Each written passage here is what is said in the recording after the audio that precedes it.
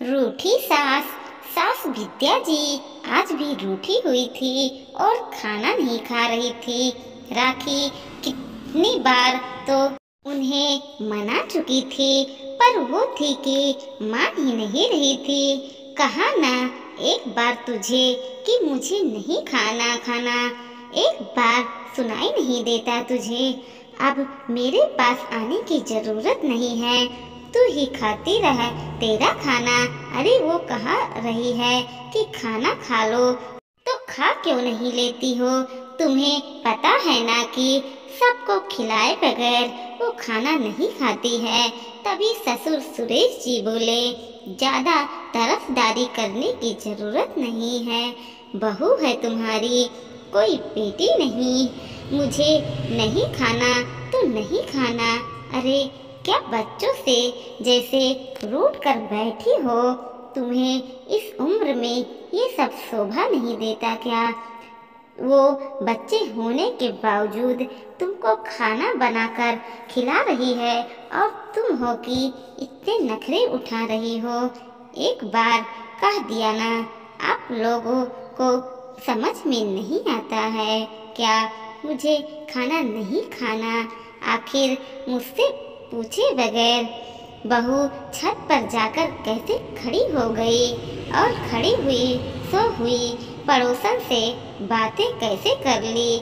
मेरा बेटा है नहीं यहाँ पर और ये मनमानी कर रही है। मेरी कोई इज्जत नहीं है इस घर में। नहीं खाना मुझे खाना। आखिर सास तुनकते हुए बोली, मम्मी जी माफी मांग तो रही हूँ, आइंदा ऐसी गलती नहीं होगी, पर आप खाना खा लो ना। राखी उन्हें मनाते हुए बोली, एक बार कहने पर तुझे समझ में नहीं आ रहा है? ये तो गलती करने से पहले सोचना चाहिए था।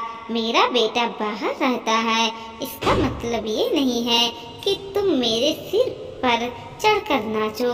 आखिर विद्या जी की डांट सुनकर राखी अपनी रोनी सी हुई सूरत लेकर वापस कमरे में आ गई। उसे बहुत जोर से भूख लग रही थी, पर सास थी कि खाना ही नहीं खा रही थी।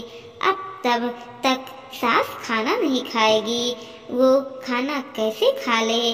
पति पवन तो अपनी नौकरी के कारण बाहर रहते थे और राखी अपने सास ससुर के पास एक देवर भी साथ रहता था। उसका नाम मयंक था और वो भी पढ़ाई कर रहा था। तभी 3 महीने पहले ही राखी की शादी पवन के साथ हुई थी, लेकिन उसकी जॉब ऐसी जगह थी जहां फैसिलिटीज मुश्किल से ही मिलती थी। इस कारण वो राखी को ले जा नहीं सका। पर अपनी इन 3 महीनों की शादी में वो अपनी सास से जरूर परेशान हो चुकी थी। राखी की आदत थी कि वो खाना बनाकर सबको खिलाकर ही खाना खाती थी, लेकिन सास तो छोटे बच्चों की तरह छोटी छोटी बातों पर रूठ कर बैठ जाती थी और फिर खाना नहीं खाती थी। इस कारण से कई बार राखी भी भूखे रह जाती थी।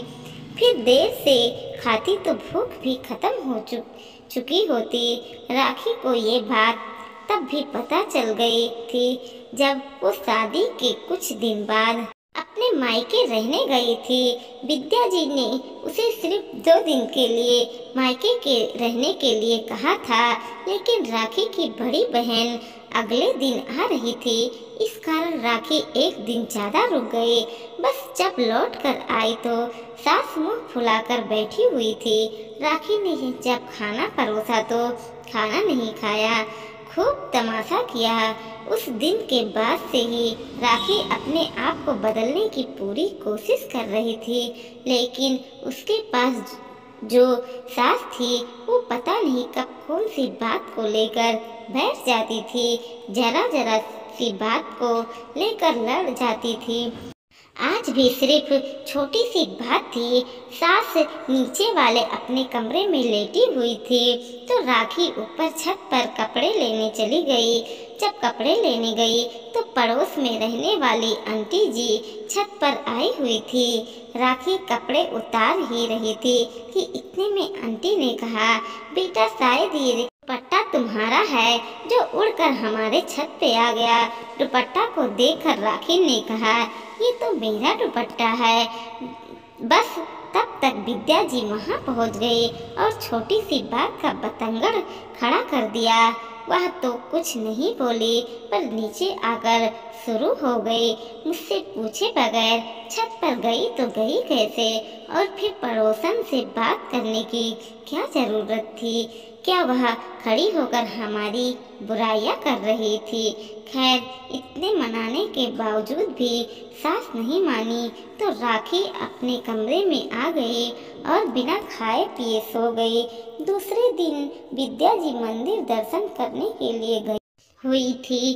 तब ससुर जी ने राखी को बुलाया और कहा, बेटा तू कब तक अपनी सास की मनमानी को सहती रहेगी? उसका तो शुरू से ही यही तमाशा रहा है। अगर उसके मन की मर्जी का नहीं होता तो वो खाना पीना छोड़कर मुंह फुलाकर बैठ जाती थी। अगर तू उसे मनाने में ही रह गई तो जिंदगी भर तो आधे से ज़्यादा टाइम तो भूखी ही रह जाएगी। ससुर जी की बात सुनकर राखी बोली, पर पापा जी मैं भी क्या करूं? आदत है मेरी, जब तक मम्मी जी और आप लोग खाना नहीं खा लेते मुझसे खाना खाया ही नहीं जाता।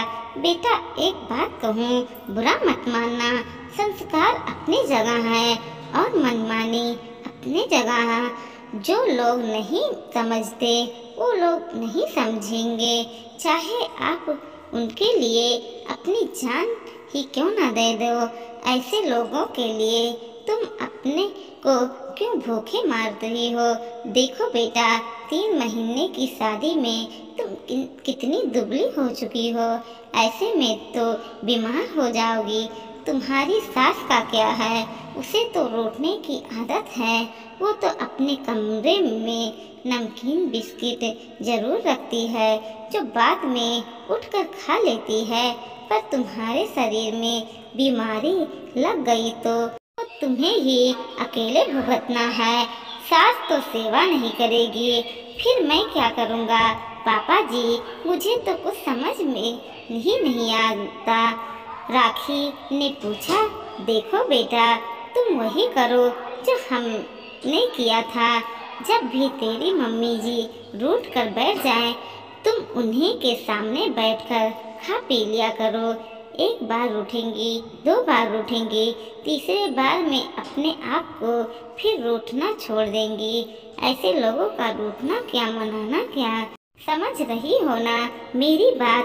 आखिर ससुर जी की बात राखी को समझ में आ गई। 2 दिन बाद सासू माँ ने पनीर पकौड़े बनाने के लिए कहा, लेकिन पनीर तो घर पर था ही नहीं और बाहर बारिश हो रही थी। पनीर लेने कोई गया नहीं तो ससुर जी ने कहने पर पालक और गोभी के पकौड़े बना लिया। जब राखी ने विद्या जी को पकौड़ियाँ परोसी तो पकौड़ियाँ अपनी मर्जी की ना देखकर वो रूठ कर बैठ गई। आखिर ससुर और देवर को खिला पिलाकर राखी ने दोबारा जाकर सासू माँ से कहा, मम्मी जी खा कर तो देखिए, पकौड़ियाँ बहुत अच्छी बनी है। पापा जी और भैया दोनों को पसंद आई है। मुझे नहीं खाना तेरी पकौड़ियाँ। जब तुझे कहा था कि पनीर की पकौड़ियाँ बना ले तो बेवजह और पालक की गोभी की भी पकौड़ी क्यों बनाई? यही इज्जत है तेरी नज़रों में मेरी? मैं तो नहीं रखती ये पकौड़ी अपने मुंह पर मम्मी जी जो चीज़ घर में थी ही नहीं वो मैं कहाँ से लाती? मुझे नहीं पता। तुम मेरी बात मानी क्यों नहीं? राखी ने इसके आगे कुछ नहीं कहा। अंदर रसोई में गई, गैस बंद किया और पकौड़े की प्लेट लेकर बाहर आकर खाने बैठ गई। राखी की इस कदम कि विद्या जी को बिल्कुल उम्मीद नहीं थी। वो हैरान हो गई पर कुछ कह ना पाई और गुस्से में आकर कमरे में जाकर बैठ कर चल गई, ये सोचकर कि राखी मनाने आएगी। राखी ने ससुर जी की तरफ देखा तो उन्होंने इशारा किया, शांत रहने के लिए कहा। आखिर मैं तो पेट भर के पकौड़ियाँ खा ली। उसके बाद रसोई की तरफ करके अपने कमरे में आ गई। जब 2-3 दिन ऐसा ही हुआ तो सासू माँ को भी समझ में आ गया कि अब राखी झुकने वाली नहीं और ना ही उन्हें बेवजह मनाने वाली, तो अपने आप को ही रूठना छोड़ दिया। आखिर ऐसे रूठने का क्या फायदा जिससे मनाने वाला ही कोई ना हो।